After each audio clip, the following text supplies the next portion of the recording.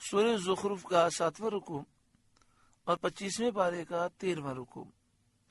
اللہ رب العالمین نے ارشاد فرمایا، یا عبادی، ان سے فرمایا جائے گا اے میرے بندو، یعنی جو متقی پرہیزگار لوگ ہیں، آپس میں ایک دوسرے کے دوست ہیں، کل بروز قیامت ان سے فرمایا جائے گا اے میرے بندو، لا خوف علیکم اليوم ولا انتم تحزنون، آج نہ تم پر خوف نہ تم کو غم ہو، یعنی آج نہ تم پر کوئی خوف ہے اور نہ تمہیں کوئی غم ہوگا۔ الذین آمنوا بآیاتنا وکانوا مسلمین، وہ جو ہماری آیتوں پر ایمان لائے اور مسلمان تھے، یہ فضیلتیں انہیں حاصل ہوں گی جو مومن تھے، نیک صالح تھے۔ ادخلوا الجنت انتم وازواجکم تحبرون، داخل ہو جنت میں تم اور تمہاری بیویاں اور تمہاری خاطریں ہوتی، یعنی تم جنت میں داخل ہو جاؤ، تمہاری بیویاں جنت میں داخل ہو جائیں، جنت میں تمہاری مہمان نوازی ہوگی، یعنی جنت میں تمہارا اکرام ہوگا، نعمتیں دی جائیں گی، ایسے خوش کیے جاؤ گے کہ تمہارے چہروں پر خوشی کے آثار نمودار ہوں گے۔ یطاف علیہم بصحاف من ذہب واکواب، ان پر دورہ ہوگا سونے کے پیالوں اور جاموں کا، یعنی خدام سونے کے پیالوں اور سونے کے گلاسوں میں مشروبات لے کر ان کے چاروں طرف گھومیں گے اور انہیں پیش کریں گے۔ وَفِيهَا مَا تَشْتَهِيهِ الْأَنفُسُ وَتَلَذُّ الْأَعْيُنُ، اور جنت میں جو جی چاہے اور جس سے آنکھ کو لذت پہنچے، یعنی جنت میں انہیں وہ نعمتیں ملیں گی جو ان کا دل چاہے گا، اور وہ نعمتیں ہوں گی جنہیں دیکھ کر ان کی آنکھوں کو لذت ملے گی، یعنی انواع و اقسام کی نعمتیں ہوں گی۔ بعض چیزیں ایسی ہوتی ہیں جنہیں دیکھنے سے لذت ملتی ہے، تو جنت میں وہ نعمتیں ہیں جنہیں دیکھ کر آنکھ لذت پائے گی، وہ نعمتیں ہیں، ایسی آوازیں ہیں جنہیں سن کر کان لذت پائیں گے، جو دل چاہے گا اللہ عطا فرمائے گا۔ وَأَنْتُمْ فِيهَا خَالِدُونَ، اور تم اس میں ہمیشہ رہو گے۔ وَتِلْكَ الْجَنَّةُ الَّتِي أُورِثْتُمُوهَا بِمَا كُنْتُمْ تَعْمَلُونَ، اور یہ ہے وہ جنت جس کے تم وارث کیے گئے اپنے اعمال سے، یعنی فرمایا جائے گا تم نے جو نیک کام کیے اس کی وجہ سے یہ جنتیں تمہیں عطا کی گئیں۔ اللہ رب العالمین ہمیں بھی نیک اعمال کرنے کی توفیق عطا فرمائے۔ لَكُمْ فِيهَا فَاكِهَةٌ كَثِيرَةٌ مِّنْهَا تَأْكُلُونَ، تمہارے لیے جنت میں بہت میوے ہیں کہ ان میں سے کھاؤ۔ جنتی درخت پھلدار ہیں اور ہمیشہ پھلدار رہیں گے، ان کی زیب و زینت میں فرق نہیں آتا۔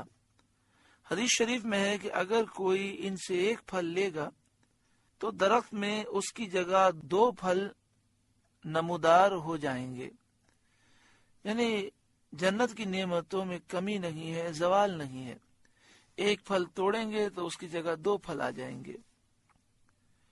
ان المجرمین فی عذاب جہنم خالدون، بے شک مجرم جہنم کے عذاب میں ہمیشہ رہنے والے ہیں۔ یہاں مجرم سے مراد کافر ہیں، کافر ہمیشہ جہنم میں رہیں گے۔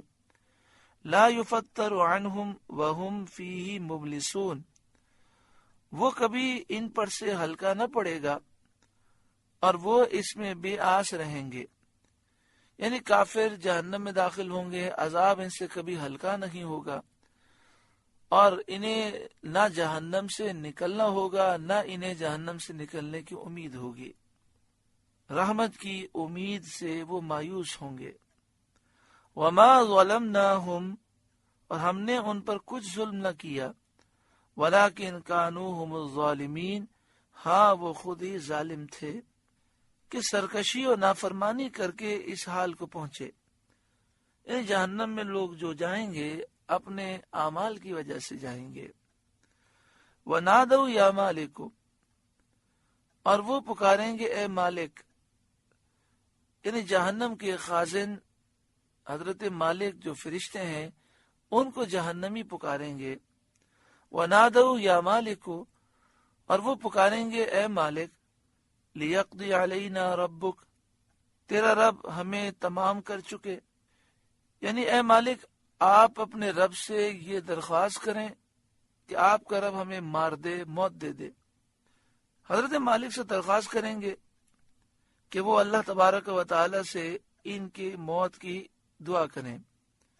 قال انکم ماکثون، وہ فرمائیں گے تمہیں تو ٹھہرنا ہے، کہ تمہیں ہمیشہ عذاب میں رہنا ہے، کبھی اسے رہائی نہ پاؤ گے، نہ تمہیں موت آئے گی، نہ کسی اور طریقے سے تمہیں نجات مل سکتی ہے۔ اس کے بعد اللہ تعالیٰ اہل مکہ سے خطاب فرماتا ہے، لَقَدْ جِئْنَاكُمْ بِالْحَقِّ، اے اہل مکہ بے شک ہم تمہارے پاس حق لائے، اپنے رسولوں کی معرفت، وَلَكِنَّ أَكْثَرَكُمْ لِلْحَقِّ كَارِهُونَ، مگر تم میں اکثر کو حق ناگوار ہے، تم حق کو پسند نہیں کرتے۔ ام ابرموا امرا فإنا مبرمون، کیا انہوں نے اپنے خیال میں کوئی کام پکا کر لیا ہے تو ہم اپنا کام پکا کرنے والے ہیں۔ یعنی کفار مکہ نے اپنے خیال میں کوئی منصوبہ پختہ کر لیا ہے، نبی کریم صلی اللہ علیہ وآلہ وسلم کے ساتھ مکر کرنے اور فریب سے ایذا پہنچانے کا، کیا انہوں نے منصوبہ پختہ کر لیا ہے؟ اور در حقیقت ایسا ہی تھا کہ کفار قریش دار الندوہ میں مشورے کے روم میں جمع ہو کر حضور سید عالم صلی اللہ علیہ وآلہ وسلم کی ایذا رسانی کے لیے ہیلے سوچتے تھے، اور وہی سوچتے تھے کہ حضور کو کس کس طرح تکلیف دی جائے۔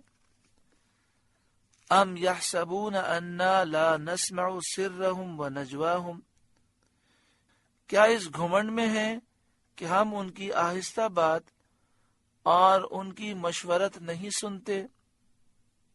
یعنی کافر کیا سمجھتے ہیں کہ یہ جو آہستہ آہستہ مشورہ کرتے ہیں اللہ تعالیٰ ان کی بات نہیں سنتا، ہم ضرور سنتے ہیں، پوشیدہ ظاہر ہر بات جانتے ہیں، ہم سے کچھ نہیں چھپ سکتا۔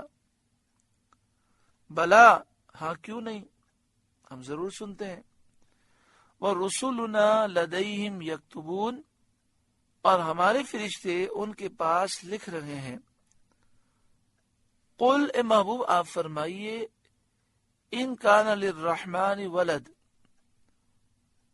بفرض محال رحمان کے کوئی بچہ ہوتا، فانا اول العابدین، تو سب سے پہلے میں پوچھتا، لیکن اس کے بچہ نہیں اور اس کے لیے اولاد محال ہے۔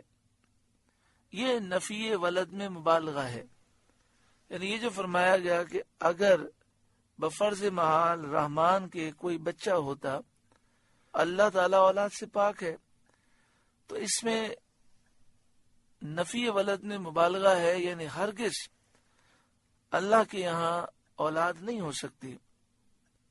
شان نزول نضر بن حارث نے کہا تھا کہ فرشتے اللہ کی بیٹیاں ہیں۔ اس پر یہ آیت نازل ہوئی تو نضر کہنے لگا، دیکھتے ہو قرآن میں میری تصدیق آ گئی۔ ولید نے کہا، تیری تصدیق نہیں ہوئی، بلکہ یہ فرمایا گیا کہ رحمان کے ولد نہیں، اور میں اہل مکہ میں سے پہلا مواحد ہوں اس سے ولد کی نفی کرنے والا۔